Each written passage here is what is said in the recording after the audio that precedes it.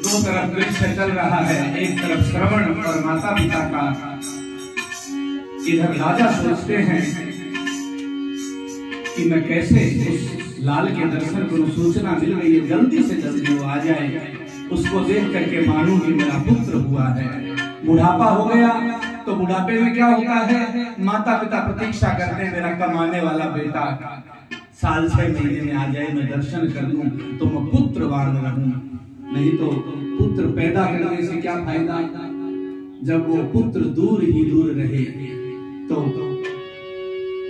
घनघोर काली रात थी, पत्ते बिछे थे राह में, पैरों की आवाज सुन दशरथ बाण चढ़ायो चाप में।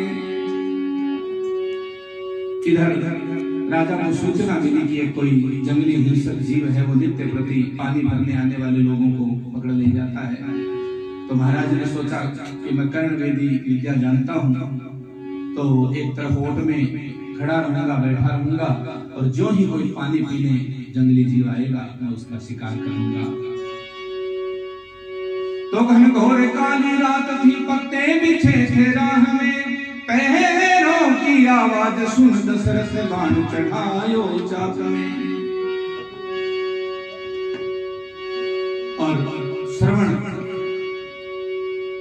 माता पिता की प्यास दूर करने के लिए श्रवण चला भरने को नीर, तो ले कमंडल हाथ में। माता पिता को एक तरफ बैठा करके पानी लेके आता हूं, यूं कह करके चला, और जो ही पैरों की आवाज आई दशरथ ने बाण चढ़ाया और तान करके जो मारा है, तो वो तीर छाती लग जा रे, हो लग जा रे, प्यासे को नीर पिला रे। जो ही तीर लगा, तीर कलेजा चीर कर काल बनकर खा गया, और आह की आवाज सुन दशरथ वहां पर आ गया। देख के श्रवण को राजा फूल जू कुमला गया, हाय मेरे हाथ से मेरा ही सुत मारा गया, जिसे मैंने अपने सुत की तरह माना, पुत्र की तरह।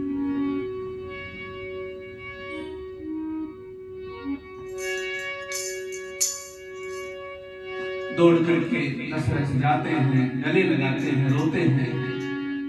श्रवण कहते हैं हिम्मत करो, धीरज धरो, इस पात्र को जल से भरो, प्यासे है माता पिता मेरी फिकर तुम मत करो। पहले पिलाओ नीर उनको, फिर कहो श्रवण मरो, अंत का ये तंत्र राजा इतना फर्ज मुझे पर करो। आज ये मेरी प्रार्थना है, इतना आप मेरे प्रति निभाएं कि पहले नीर पिलाना, फिर मेरी सूचना देना।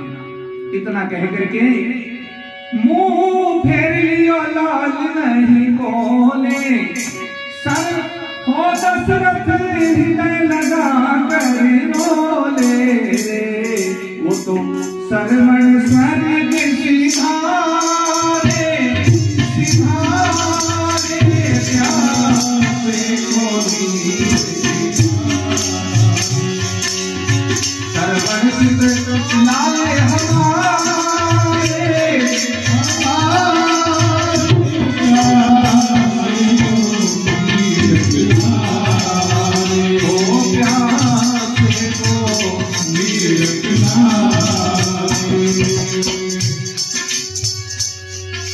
ले कमंडल हाथ में तो भर पलकों से नीर, लाख जतन राजा करे पर मन में बंधे नादीर। सरवण के माता पिता के धरे हाथ में नीर, तो हाथ में जड़कया रखो, वो जुई कमंडल रखो तो हाथ कांपे लगा कि मैं सरवण हूं। तो करे तेरा क्यों हाथ कांप रहे हो, तेरो थर थर क्यों कांपे शरीर। अजी कहो जी लाल कैया फस आई, अजी तू तो सरवणी है आई।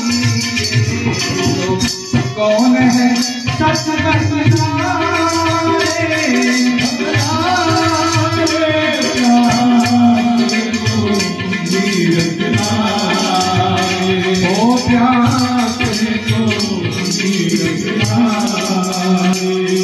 अब क्या कहते हैं राजा?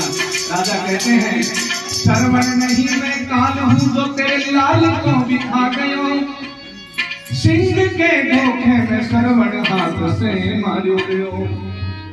और अब बेचारे माता पिता पे, अंधे पे, बुजुर्ग पे क्या गुजरेंगे?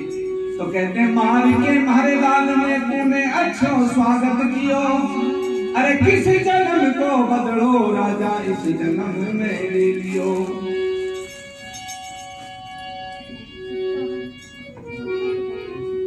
और माता पिता चिंगाड़ मारते हुए रोते हुए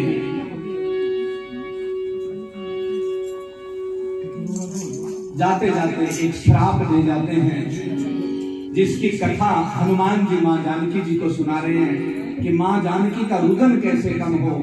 एक कथा है जो रुलाती भी है, एक कथा है जो आपके दुखों को ढाढ़स में बंधाती है। तो ये वो दिव्य कथा है जो एक और भगवान महादेव माँ पार्वती जी को, उमा को कह रहे हैं कि अब ध्यान से सुन लेना, हमारी रुकावट कहां तक है? सती तक। सती जी ने ध्यान से नहीं सुना, संशय किया तो देह का त्याग करना पड़ा।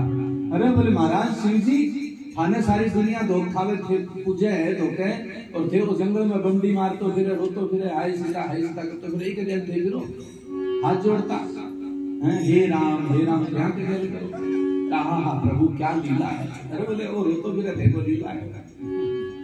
बोले नहीं सती ये बात ऐसी नहीं है, तुम समझी नहीं, तुम आओ राम कथा सुनो। बोले वो सुने तो बोले फिर? बोले मैं तो परीक्षा लूंगी।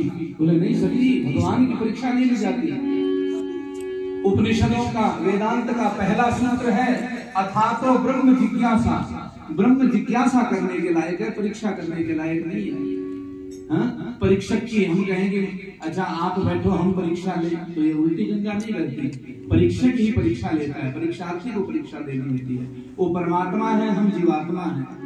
हमें जरूरत किसकी है? महात्मा की। परमात्मा से जीवात्मा को मिलाने वाले महात्मा की जरूरत है। हम सोचते हैं हम ही परमात्मा है, हमसे बड़ा कौन? तो इसलिए भगवान बारंबार सती को रोकते हैं, वो रुकी नहीं। सीता जी का वेश बना करके राम जी के सामने पहुंच गई परीक्षा लेने के लिए, लेकिन भगवान राम से क्या छिपा था? हाथ जोड़ करके बोले हे माता सती अकेली आ गई, भूत भावन भोलेनाथ को नहीं लाई, अब सक पकड़ी। अरे बोले तो जान गए, तो वहां से भागी। लेकिन फिर पिता के यहाँ जाकर के भगवान शिव का अपमान देखा और देह का त्याग करना पड़ा। तो कारण क्या था कि भगवान की पत्नी का रूप बना लिया, इसलिए भगवान शिव ने उस दिन से मां सती का त्याग कर दिया। अब अपनी आराध्या को अपने बगल में कैसे बैठा है? आराध्या तो सामने बैठता है। सीता जी राम जी को अब अपनी पत्नी के रूप में सती को स्वीकार नहीं कर सकते थे, इसलिए ये लीला रची भगवान ने। और ऐसी ही लीला हुई कि दशरथ जी को बुढ़ापे तक संतान नहीं हुई तो एक श्राप मिला, जो श्राप तो था ही था कि म्हारो तो दीपक बुझ गयो और तेरो भी बुझ जावेगो, 4 पुत्र होंगे तेरे पर काम एक नहीं आवेगो। एक और श्राप है, एक और वरदान है। अभी तक एक भी संतान नहीं है, 4 संतानों का वरदान हो गया। और हाय लाल कर तो ही तू मर जावेगो। इतना कह के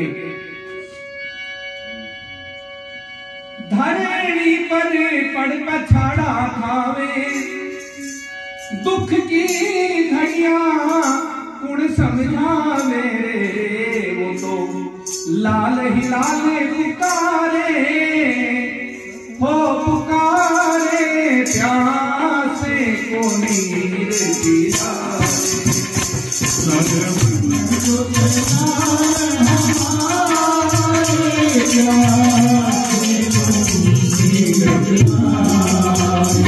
वो तो तीनों पर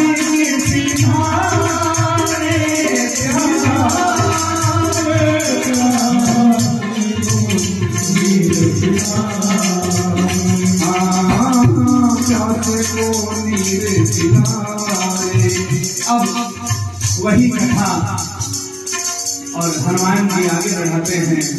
हाँ राम कहानी